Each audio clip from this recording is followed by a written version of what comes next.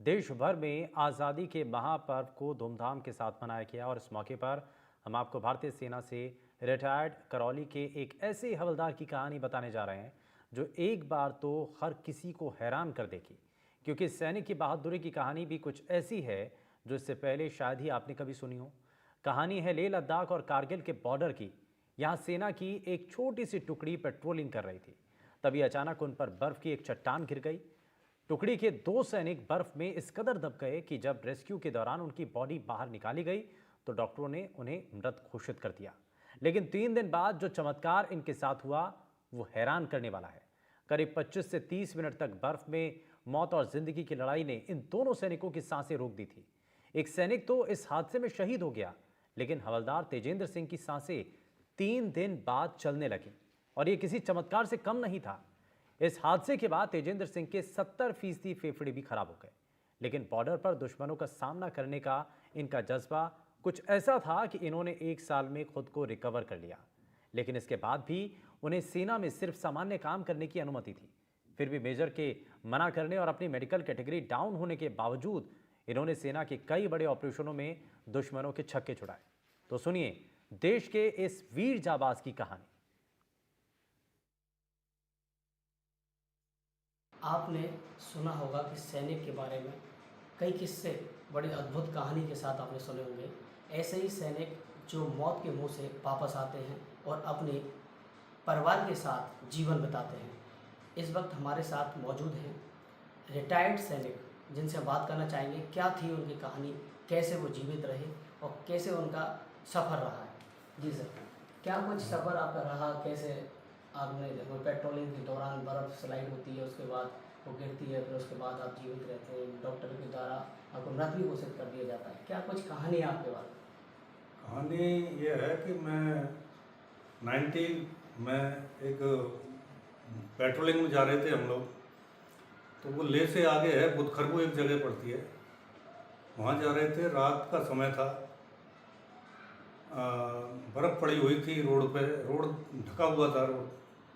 तो 3-3, 4-4 फुट बर्फ़ थी। 10-15 आदमी थे, तकरीबन एक लाइन में जा रहे थे, आगे बर्फ़ दबाते हुए बढ़ रहे थे। 5-6 आदमी जो आगे निकल गए तो बीच में से ऊपर से पहाड़ी खिसकी, एक बर्फ़ की स्लाइडिंग हो गई। तो उसमें हम 9 आदमी उस स्लाइडिंग में दब गए।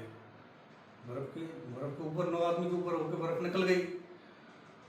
तो कुछ आदमी तो रोड पे ही गिर गए और हम 2 आदमी थे जो रोड से नीचे जो खड्डा था उसमें चले गए।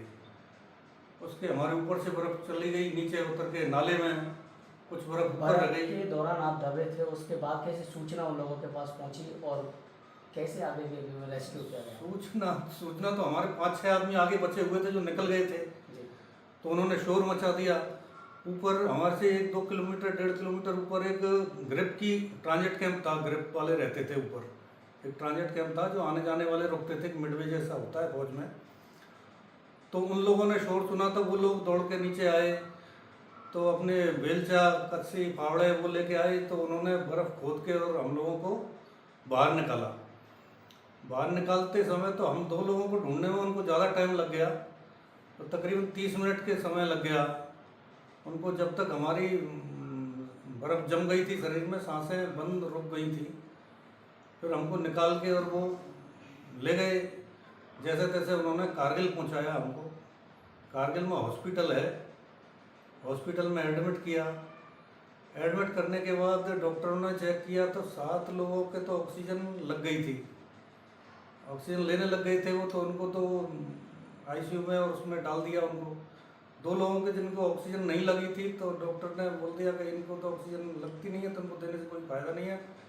उन्होंने हमारे कमांडिंग ऑफिसर सीओ को फ़ोन करके बता दिया कि तुम्हारे यूनिट के 2 जवान डेड, मतलब ये ऑक्सीजन नहीं ले रहे हैं, तो इनकी संभावना मृत्यु के समान है। हमारे सीओ साहब ने उसी समय लेह से हेलीकॉप्टर मंगवाया और रात को ही हेलीकॉप्टर से हमको लेह में पहुंचाया। लेह में एक चैम्बर होता है जो ऑक्सीजन में इसमें डूब जाते हैं, बर्फ़ में दब जाते हैं, उनको उसमें डाल दिया जाता है चैम्बर। कितने दिन उसमें रखा गया? उसमें चैम्बर मेरे को 2 दिन रखा गया चैम्बर में।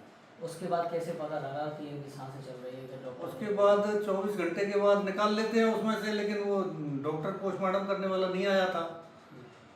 तो 24 घंटे 2 दिन के बाद डॉक्टर जब पहुंचे वहाँ से चंडीगढ़ से, तो उन्होंने निकाला तो उस डॉक्टर ने बताया होगा कि इनकी सांसें चल रही हैं, ऑक्सीजन ले सकता है ये।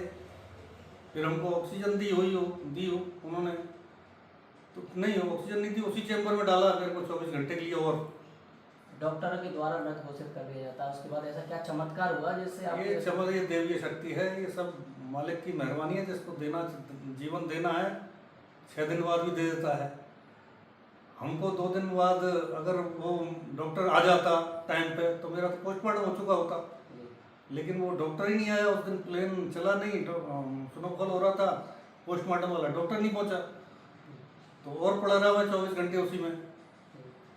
जब वो 48 घंटे हो गए, जब वो डॉक्टर आया तो उसने देखा कि इसकी थोड़ी बहुत सांस है, उसको और डाल दो 24 घंटे इसी में। 24 घंटे उसी में डाल दिया, फिर 72 घंटे के बाद में वो निकाला तो ऑक्सीजन लग गई। फिर हमको ऑक्सीजन पे ले लिया गया, 10-11 दिन तक ऑक्सीजन चली, ऑक्सीजन पे ही रहा। उसके बाद क्या आपने डॉक्टर ने आप जीवित हो गए, डॉक्टरों के द्वारा आपके लिए क्या ऐसा सर्टिफाई किया कि आप आगे भी युद्ध लड़ सकते हैं? नहीं, उसके बाद तो मेरा शरीर तो बिल्कुल कठिन हो चुका था। हॉस्पिटल में आ गया, साल भर हॉस्पिटल में रहा मैं। साल भर के बाद भी हॉस्पिटल में डॉक्टरों ने ये बोला कि कैटेगरी करके घर भेज देते हैं तुमको, क्योंकि तुम फौज लायक तो हो नहीं अब, और पूरी पेंशन मिलेगी तुमको आजीवन। वो मैंने ही मना किया, मैंने कहा सर मैं ठीक हो जाऊंगा, मैं अभी नहीं जा सकता पेंशन। कितने वर्ष आपने इसमें काम किया है सैनिक के दौरान? मैंने 20 साल 4 महीने 20 साल। 20 साल 4 महीने काम किया था, और 20 साल 4 महीने के बीच मैंने कारगिल में भी लड़ाई में हिस्सा लिया था। 20 साल के बाद वाजपेयी सरकार ने कैटेगरी डाउन वालों को पेंशन भेजा, कम की फौज, उसमें मेरा नंबर आ गया कि भाई फौज में कम, तो भेज दिया गया, पेंशन आ गया। यह थे एक तेजेंद्र सिंह, जो सैनिक, जो कारगिल के दौरान यह इन्होंने काफ़ी लड़ाई लड़ी। उसके बाद इनकी जो कहानी थी, एक बार ये पेट्रोलिंग के लिए ये रास्ते में जाते हैं 15 लोग, उसके बाद इसमें से 8 से 9 लोग इसमें बर्फ़ स्लाइड होने के बाद इसमें दब जाते हैं। उसके बाद सूचना मिलती है, सूचना मिलने के बाद इनका रेस्क्यू किया जाता है। रेस्क्यू के बाद इनको एक चैम्बर होता है, चैम्बर में इनके लिए रखा जाता है, वहाँ डॉक्टरों के द्वारा इनको मृत घोषित कर दिया जाता है। इसके बाद 12 दिन के बाद इनकी सांसें चलने लगती हैं। सांसें चलने के बाद ये 1 साल हॉस्पिटल में भी बिताते हैं। उसके बाद डॉक्टरों के द्वारा इनको सर्टिफाई नहीं किया जाता है कि आगे ये युद्ध लड़ें। यह थी इनकी कहानी, आपने कभी नहीं सुनी होगी। NDTV के लिए सागर शर्मा, करो।